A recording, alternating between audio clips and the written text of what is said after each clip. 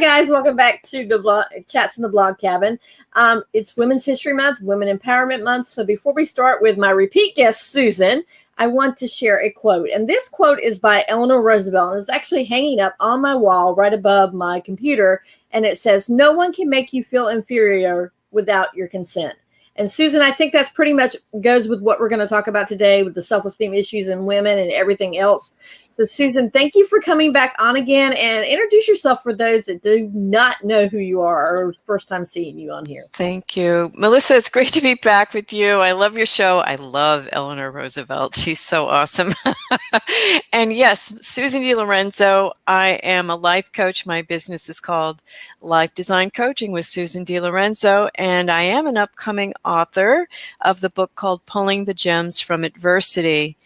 And my clients center around that idea of pulling the gems from adversity. I coach clients who are coming out of life-altering adversities to build on a new platform, learning from what's happened and not staying in their story.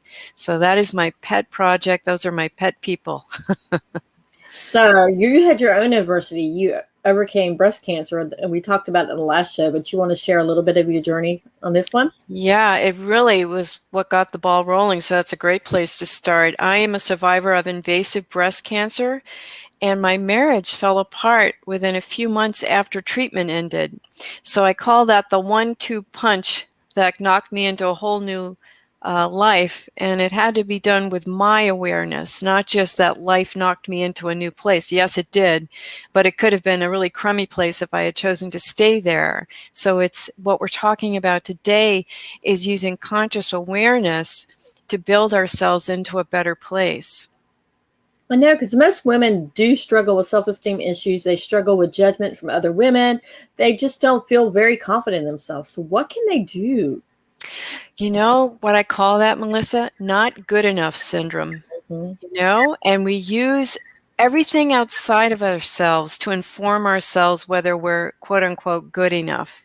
And comparison is one of the worst tools we use to beat ourselves over the head with.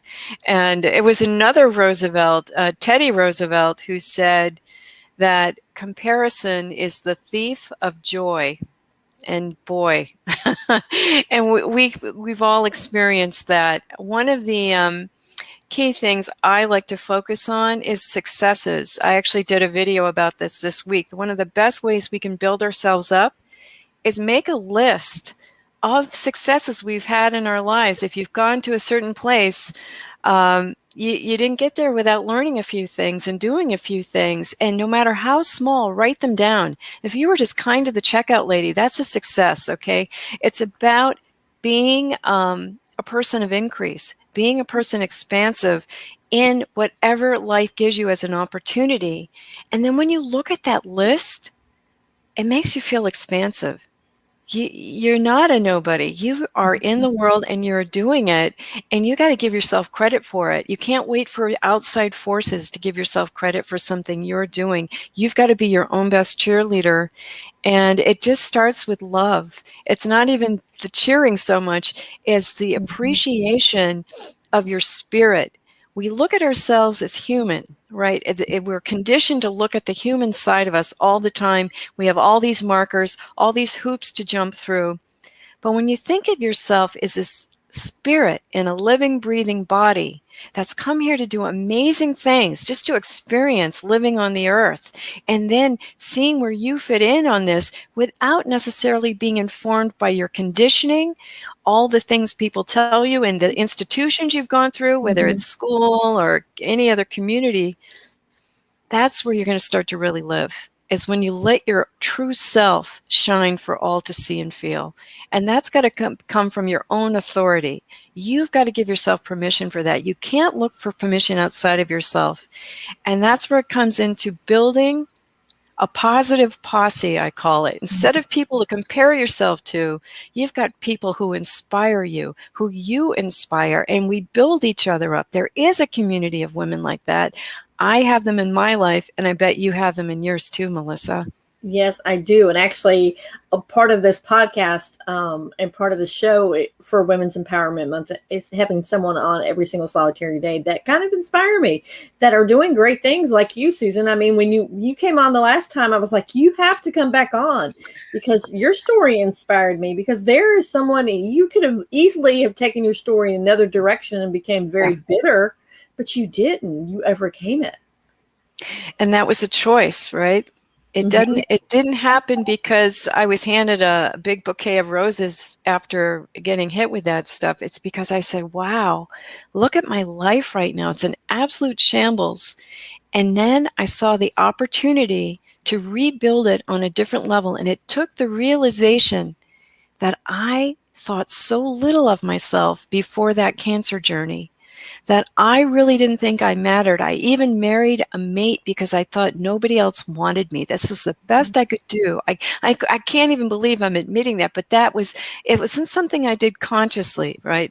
That was a thought that was winding around in the back of my subconscious saying, this is your only chance. If you want to get married and have any family, you're going to have to take this. This is the best you can do, Susan. And that's an awful thing. And that's a terrible thing to do to the Mhm. mate, right?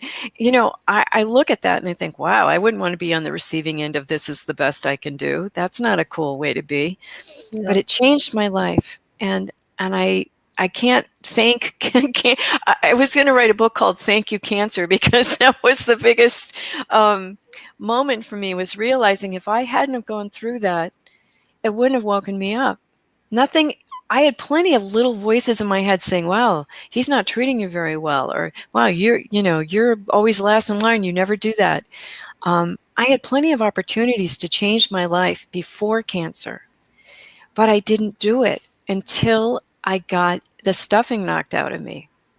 Mhm. Wow. I mean, I actually can see where you're coming from because I actually wrote a blog post not too long ago. One of my favorite bloggers actually is talking about cancer as a blessing, and it kind of just stuck me. And then I thought about it. I'm like, you know what? It is, because I appreciate the time that I had with my dad and my sister now more so than anything else. I mean, because I lost both of them to cancer. So I so can see what you're talking about, looking for the positive, even in something as huge as cancer. I mean, really. You never feel more alive than when you know you may be losing your life. And that's that idea of, we don't really think about, we know our birth date, right? We all tell each other our birthdays, but there's another date waiting for us that we don't know. And nobody likes to think about it. We love, as a soul, yes, we are eternal. I truly believe that. But this body, we're going to lay it down like taking a car and getting a new car one day. Maybe if you believe in reincarnation, you get a new car. Mhm. But right now, this is who we are. This is the limited time gig. And so there's something about that makes it feel so urgent to get it right in any time we have left, and how precious it is. There's something that happened during the time I was going through cancer where I had my mortality just right in my face. A dear family friend dropped dead, literally laughing himself to death. Wow. He had a congenital heart disease, had no idea that any of this was coming his way at age 30. And I thought, wow, here I am being presented with a real do-over, and some people are just taken out. So that's where the blessing is, when you're faced with something like this, where you're not taken off the planet right away. You get a chance to really evaluate your life. And really, in any moment we have left is the opportunity. Yeah. So for those that aren't facing life altering, life changing situations, how can you change that? How can you change that mindset? Because there are still women out there that the comparison, they're comparing each other. They're going, well, their Instagram's not as good because they only see what's on Instagram worthy, not what's in real life. Yeah. They're so down on themselves that, they don't see the beauty inside themselves. And that's where we have to look at our core values. Because is it really important about Instagram or social media? It's a fun place to be. You get great inspiration, great ideas. But when you say, what's really important to me? My impact on my kids, right? That's one of my family. That's really important. You know what else is important? Having fun. I think make a list of what's really important to you. How are you measuring up on that list? Because Mm. that's a great list to compare yourself to. How am I living into what I say is really important to me and not what I'm being? It's almost like trying to get an A in school with all this stuff, Mhm. right? And to pull ourselves away from that and see, I want to call it almost like drinking the Kool-Aid. You know, that Yeah. phrase where you're just signing on, but you don't know why, because it seems like it's fun. Hey, it is fun when people love you on social media, but it is so, you can really, same idea of beating yourself over the head with the comparison and making that our marker, because there's one way we compare where we beat ourselves over the head. The other one is, oh, thank God I don't have it as bad as that person, or at Mhm. least I look better than that person, and you console yourself with that stuff. But they're both really wonky, aren't they? They're not sincere to what you'd put on a list of real values for yourself. And those are great things to discuss with dear friends, because then again, you're going to build yourself up. Like you and I talking about what's really important to us, it makes you feel warm and fuzzy. You don't get Mhm. that nervous, jittery feeling around, not good enough syndrome. So that I encourage a lot, because that's about getting real, isn't it? That is real. Not these other things, while you can have quote unquote real things in social media, it can be also superficial. And markers that are fun to achieve, like an awesome dinner, a great party, whatever, an awesome looking dog. Yeah. but um, but yeah, at the end of the day, when you lay your head on that pillow, how well did you live it for yourself, not for somebody else, and not for measuring up? I used to be so hard on myself when I was younger, thinking I wasn't thin enough all the time. I was somebody who used to binge. I was put on diets from age 12 on, so I always saw myself as fat. And when I was about late 20s, I saw a picture of myself when I was like 14 or 15, and I started to cry because the girl in the picture wasn't fat, but the look in her eyes was like huge embarrassment, like, please don't take my picture, I'm fat, Mhm. And I felt such compassion for that person and wanted to go back and give her a hug. And it took me years still from there to get rid of the binging. But I saw what the problem was, that it Mhm. was my way of thinking about myself more than what it was actually being said about myself, even in my own eyes. It's so funny that you were talking about looking at your picture when you were younger, because I'm actually going to do a series about what my younger self, what my now self could tell my younger self, so that maybe it could help somebody else. Wonderful idea. Oh, I love it. Yeah. That's just it. We get the wisdom. We didn't come this far with the same amount of information, which is why when you go back to some kind of a high school reunion or something, you really don't know these people anymore. Mhm. We've all grown and changed. We have funny stories we can share with each other about our youth, but we change, we grow, and isn't that wonderful? Yay. Yeah, it is so true. And then going back to what you said about having the positive posse, you also want to make sure that you're not afraid to, when you're sharing your truths and stuff, that if they see you going down the wrong path, that they can say, and not blow smoke up your butt and say, "Oh yeah, that's a great idea." Instead, they're going to say, "No, let's rethink this. Let's rethink about what you're doing," instead of someone that's always saying yes to you all the time. Oh, no service done there. And you can feel that doesn't feel very authentic, does it? That's not really the friend you want. That sounds like the kind of people that you may just go out with, but you can't have those real conversations with. And I can't remember if I shared this on your last show or not, but there was this awesome plaque in my house growing up that said, "A friend is someone who knows your song and sings it to you when you forget it."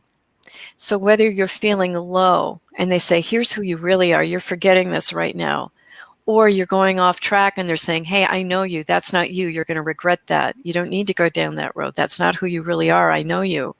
And they can keep you on the straight and narrow either way. And it's a gift we give each other. Yeah, that is so true. Now, I know a lot of women have trust issues when it comes to other women, or just trusting people with their truth. So, how can we get over that? Because I know for the longest time I had an issue with that until I found my core posse, as you said, that I know I can be myself with, and not no judgment whatsoever. I'm going to give you an idea. It's about trusting your feelings. And if you go and you turn on a station that is like really fearful and negative, like the news today, um, you don't feel good, do you? You don't feel like it's solid. And then let's say you go over to the Nature Channel and you're watching otters play in the water. You know what I'm saying? It's something that makes you feel good. You feel at home. There's a feeling of being at home when you're with your right people. There's a nervousness around it not feeling settled when you're with the wrong people.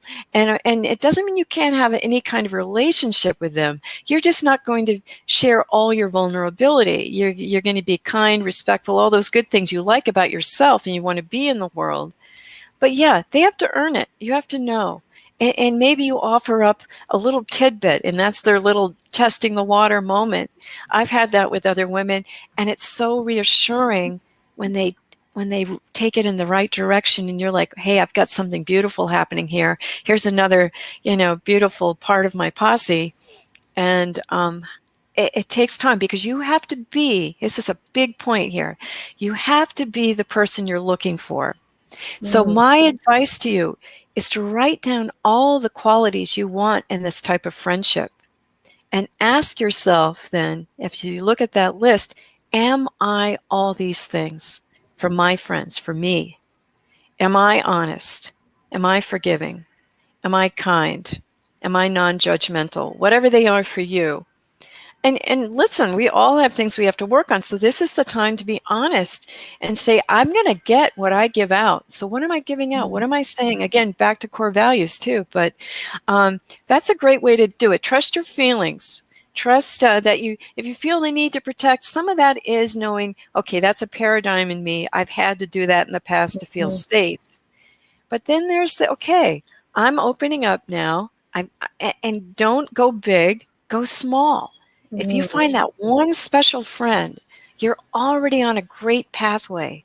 Anything beyond that, yeah, we have to earn it with each other. And I like to bring in God on this one and ask for beautiful friendships.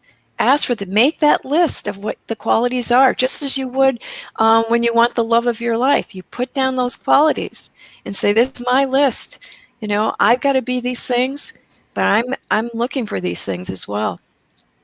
Wow, I love that. So basically, let's talk about your book. You said an upcoming book. So last time we talked about it, you weren't quite there yet. Are you almost Oh ready my to gosh. publish? Yes, I'm on the last 30 pages of editing. And when did we talk? About a month or so ago? And so Yeah. I'm going to feel good about that. I've talked to other writers and I did not realize, especially as a first time author of a book, you think it's just a cakewalk. And it is like, the dark night of the soul sometimes with doubting yourself and is this right? You want to, I could be editing this book for the rest of my life, but I am going to let it go. I'm going to put it out there as my new baby. And I'm glad I can say, that idea of right or wrong, I did it. I put that on my list to do it and I did it.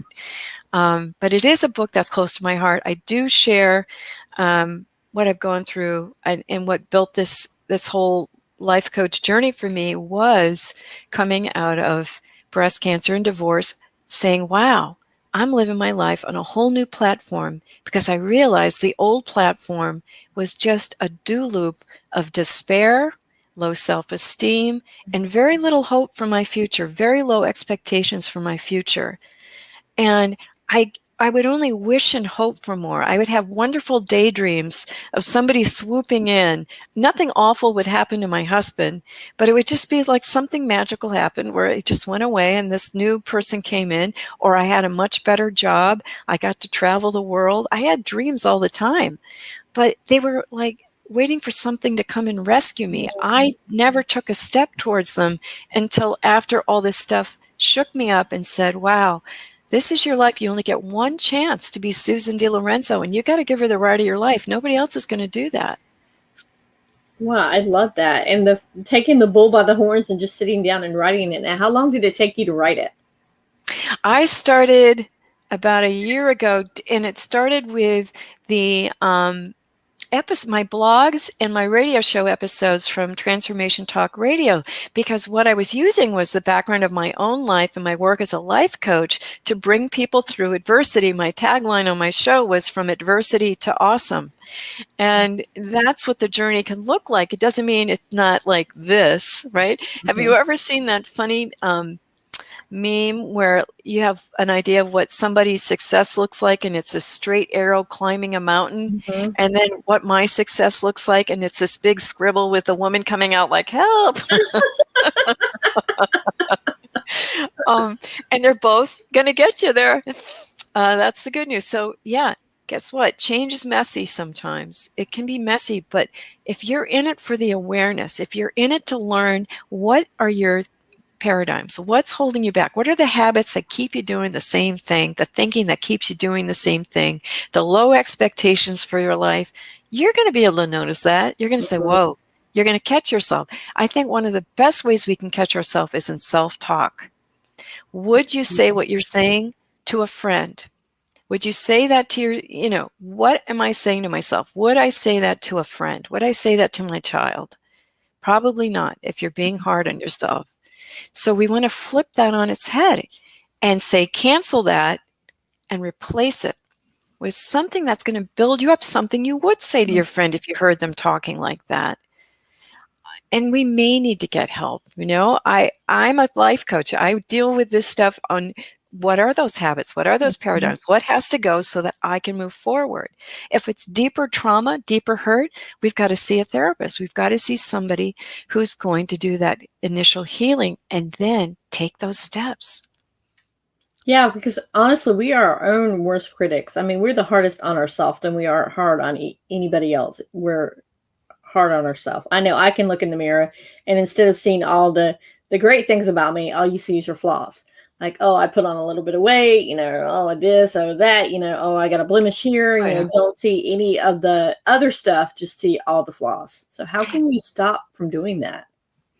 I don't know about you, but I had a mom who did that too. A lot of us had women modeling their disappointment in themselves around their body, around what was happening in their life. And we're like, oh, I told you I was put on diets at age 12. I thought, and then I buy all these fashion magazines with these beautiful, flawless, retouched faces. And no wonder we're like so hard on ourselves. That is fairy tale stuff. That is like artificial intelligence people. It's like a robot girl. So that's where we have to be clear, is that's not the role model. That is something that's fed to us through media, through conditioning. That's not real. Your girlfriend is real. The beauty of how she cares for her friends, her children, her laugh, her twinkly eyes, the way she pops her hair up really quick just to get out the door and still looks amazing because she's adorable and you love her. Yeah, I mean, I have one friend that I think she could wear a paper bag and still look amazing. I mean, you just look at yourself and go, wow. Don't you just hate that, though? Because then you start comparing yourself to your friends as well. So how do you stop that? Yes. So you look in the mirror and you find something really, you can say, I love your smile. I love your eyes. I think there is something, and it's a practice with the mirror to get to the point where it doesn't feel authentic at first. It doesn't, if I were to look in the mirror and say, this is years ago, I love you, Susan, I would have been like, yeah, thanks anyway, right? I can do it now, but it took years.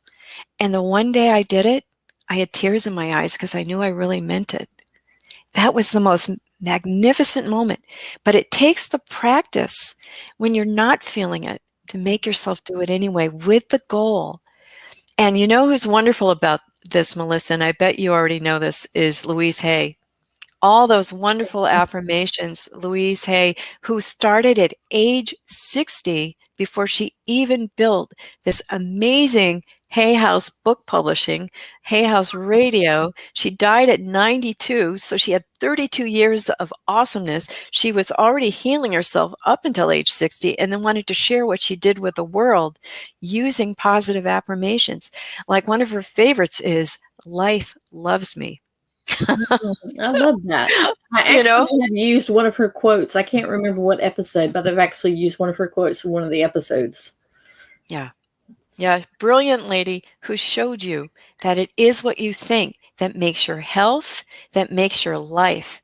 What you're seeing, you're looking at a reflection of yesterday's thoughts. And the good news is we make new tomorrows by changing our thinking and our beliefs about ourselves. There's a great line, you can't change, you can never match your self-esteem. Your life will always just be at the level of your self-esteem. You can't change life without changing your self-esteem. So once we boost our self-esteem, your life is going to reflect that.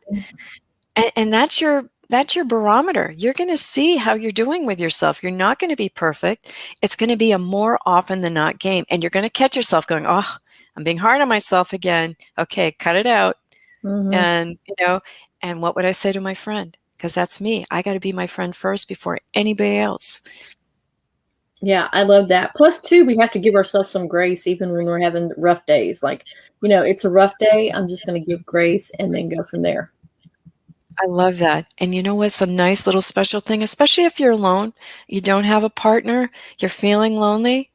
When you go to bed, let's say you're laying on your side or on your back, hug yourself and say, I love you.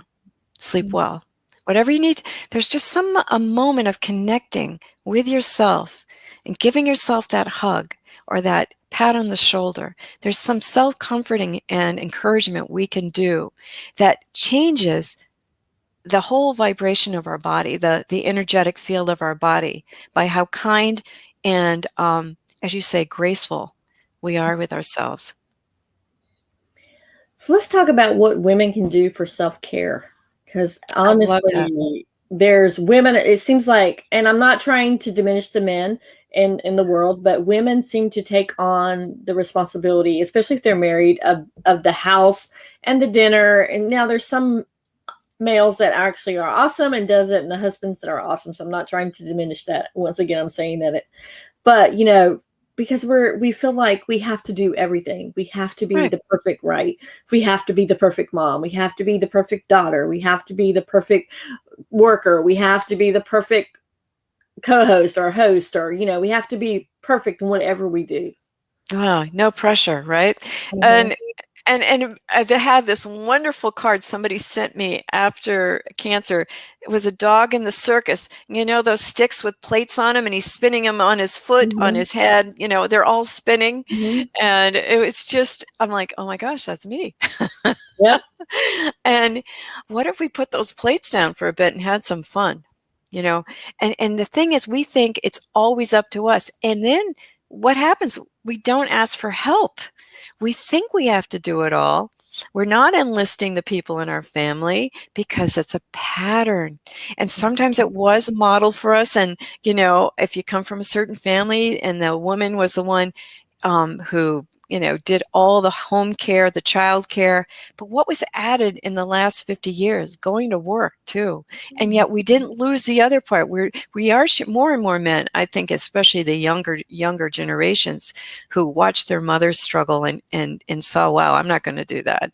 There's a more even sharing of responsibility. But if we don't say anything, it keeps happening. It keeps happening. So we want to ask for help. We've got to be clear about what it is the help is that we want. And the other thing we have to do is take the time for ourselves. I don't care if it means getting up 10 minutes earlier in the morning. If you can sit there with a little journal, maybe you write 5 things you're grateful for. You've got your favorite warm beverage. You watch the sun come up, you breathe quietly, you're settling into being you before the world gets going on you. That's precious time. The other thing you want to do with a calendar, make some time for fun. You want to see regular fun on your calendar. Now, it's going to look differently these days, but listen, COVID is not going to last forever. It's just not. It may feel that way right now, but that's not what's going to happen here. And we do have options. Even the Zoom girlfriend things that I've been doing to have time with my girlfriends, it's even gotten me closer with people around the world that I've lost touch with, because I'm like, hey, why was I not doing this earlier? But put fun on your calendar. whether it's having coffee with someone, going for a walk with someone. You want things to look forward to, even if it's only alone with you. Have a moment for yourself. If we just keep waiting for, like I was saying, wishing and hoping for something to take us away. I don't know about you, if you remember this, but that wonderful ad of, what was it? Calgon, Take Me Away. And it was this thing, a box of suds you put in your bathtub, and then the woman would dream about being on a tropical island while she was sitting in her bathtub. And we can feel that way sometimes, where you're like, get me out of here. But the point is, you don't want to. All right, when you notice you're at that point, first of all, take a breath. And maybe you have to exit somewhere and do some beautiful self-regulating, whether it's listening to the sound of a waterfall on a recording. Just, if you need to take yourself out of the picture for a minute, see what you can do about that. Maybe you have to have a friend come over, sit with the kids for a little bit, go for a walk around the block. But there are little things we can do to rescue ourselves. In the meantime, what we're working towards is regulating it so that we have things to look forward to. We're giving ourselves our own time. And I want to say, write a vision for your life. I'm a life coach, and I know what it means to know what you would love for your life. And not just settle. You can live your life by default or design. Most of us live on default. We live the same year over and over again with a few different vacations, a few different events planned, but it doesn't feel too much different than the year before. What if it could be different for you? What would that look like for you? If you wrote down a vision, what would my life look like 3 years from now if I went for my dream? And you write it in the present tense. And you say, wow, I'm so happy and grateful now that I have my own business where I'm serving the people of my heart. And you go on, and where are you living? What kind of an income do you have? Where are you taking your family? What do you love to do? You at least owe it to yourself to know what you would love in your life. And then don't deny it. It's if I can do it, you can do it. We're all going to say that. People who have gone for it know it's just a construct of the mind that keeps you from going for it. You'll have plenty of what sound like great excuses, but they're only true if you agree to them. Wow, I love that. Great excuses, but only true if you believe in them. I actually interviewed somebody that said to write down your calendar, your self-care time. And I never even thought about that. Yes. But then I think, again, there are some women that are like, oh, it's just one more thing that has to go on my calendar. Yeah. Yeah. I had a client who said that. I said, why don't we just call it relaxation time, so you don't look at it like a big part of your to-do list? But the idea of scheduling it is important, because if you don't take it, somebody else is going to take it from you. So just look at that, however you want to call it, me time. You don't have to put in there something elaborate. I will meditate for 20 minutes, whatever it is. It's your time, and don't let anyone steal it. It's like if you had a dentist appointment, you'd probably keep the dentist appointment, wouldn't you? You have to put it on the same level of importance, because it is. And then another thing that the person said was, even if you're like want an hour of relaxation time, but you can't squeeze it in, schedule yourself 10, 15 minutes at a time. And then you'll end up by the end of the day, have that hour, the little snippets. And I've never even thought about doing something in small increments, because all you think is, oh, I'm going to have, like, maybe I'm going to go take a 20-minute nap. No, that doesn't happen in my house. But yeah. But I love that idea of increments, because it's almost like you're doling out candy. I'll have a little piece right now, I'll have a little piece later. So that is one way to do it. You'll get better at doing it the more you practice it. That's the thing I would tell your listeners too, is, you make the decision first. You're going to be wonky at first. You're going to let things take it away. But you, like the dentist appointment, you keep putting it back on the calendar. And you make it as important. I know, if nothing else, sometimes I would not let my hair go too long without a haircut. I mean, those are the kind of things you say, well, nobody's getting between me and this haircut, right? Or me and this. Yeah. So you'll find something you'll equate it to, and you'll see the reward on the other side. You'll notice how you'll feel, and you'll want more of it. Well, and funny that you would say haircut, because that's one of my favorite things of self-care is I love someone else washing my hair. So I make a point of having 2 times in 6 weeks, going twice, one to get, the color, everything done, and the other one just to get a cut because my hair is so thick. But just the power That of somebody feeling. else just washing your hair and you don't have to worry about it. And it No, just feels, it's so relaxing. no, it's like they could do it for 10 minutes and I just, like, my eyes would start to roll in back of my head, I think. Yeah, it's a wonderful feeling. I know, but a lot of women are feel guilty about taking even a little bit of Yeah. time for And themselves. you want to notice that. Notice that because nobody else is feeling guilty about taking time away from you, are they? Mhm. And you want to notice that because that's what you want to see along that positive posse. Do you have just are you in a pleaser situation where you're the giver all the time and they're the taker and they're certainly grateful to you, but are they offering it back at you? And maybe you have a balance there where somebody else is doing it, but you want to notice that. And that is where you're honoring yourself. That is where you're seeing your value. And appraise that because you can change it. You don't have to have a big breakup conversation with people like that. You just make less time for them. You come up with real excuses saying, no, I need that time for me. Sorry, I'd love to help you out. Don't have to be ugly about it. And then you start to pull yourself together, like we were talking about earlier, that positive posse that you give to each other. Mm-hmm. And I know that's one thing I struggle with because I'm an Enneagram too. If you know anything about the twos, they're givers and they're like, always give, give, give. And then they just deplete themselves. So And it's you feel hard. guilty if you say no, right? Yeah. You Yep. feel absolutely like you're the worst person on earth if you have to say no to this person and you try to find a way I could reschedule this and maybe I can do that for you. Don't do it. They'll find someone. They will find someone, and you will feel better in the long run when you honor yourself and put yourself first. It is like that funny phrase, you cannot pour from an empty cup. That's the one.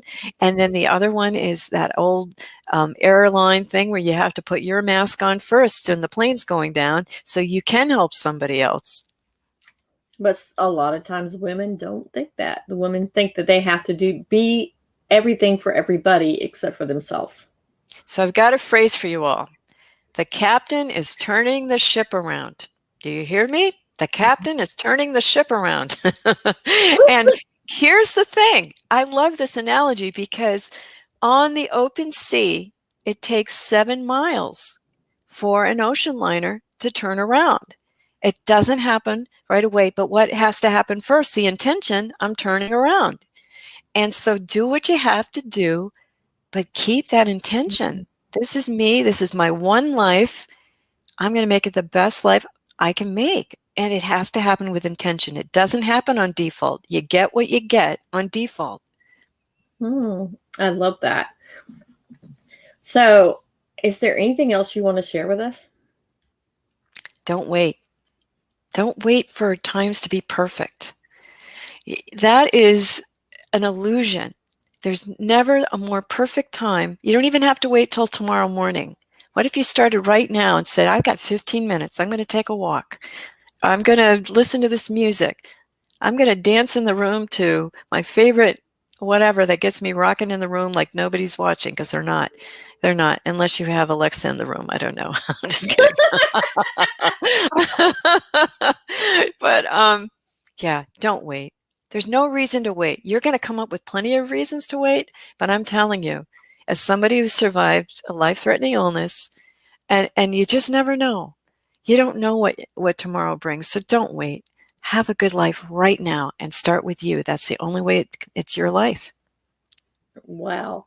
And so, how has you just brought up your life threatening illness, cancer again? How did that change the way you looked at your life? I got a sense of urgency and how precious it was. And how precious it was that I was placed here on the earth to be somebody. Doesn't mean I had to be a world savior or anything like that, but that I came here to experience life in all its glory, not in all its drudgery. Okay, yeah, we have to do things. We have to clean the toilet and things like that. Okay.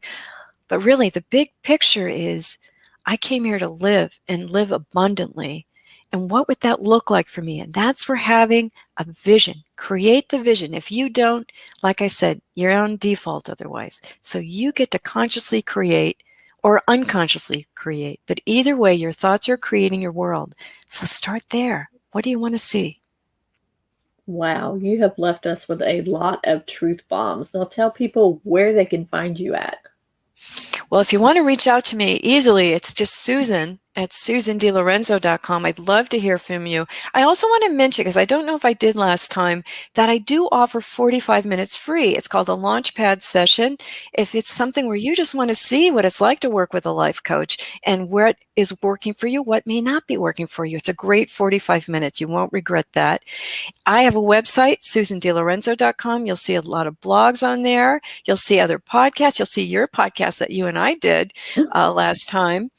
And then my Facebook page, facebook.com/Dream Coach Susan. There's a lot of nice 5-minute videos there with some quick coaching tidbits, I'll call them. So Thank you. Yeah. So when is your book going to be published?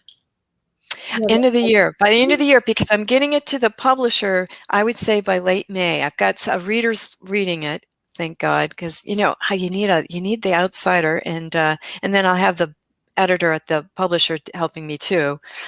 So that is my best guess. If it comes any sooner, can I let you know? Because I'd love for it to be sooner than that. But yeah. Yes, absolutely. And absolutely come back on and talk about your book, because I would love to read a copy of it to talk about it. No, I'm gonna say like fireworks are gonna go off over my house when that day happens. Thank you so much, Melissa. I love being with you. I love your show. And it's just always a delight to speak with you. All right. Thank you so much, Susan, for coming on. And guys, I really hope that you got some value out of this particular session of Chats in the Blog Cabin. And we will see you on the next chat.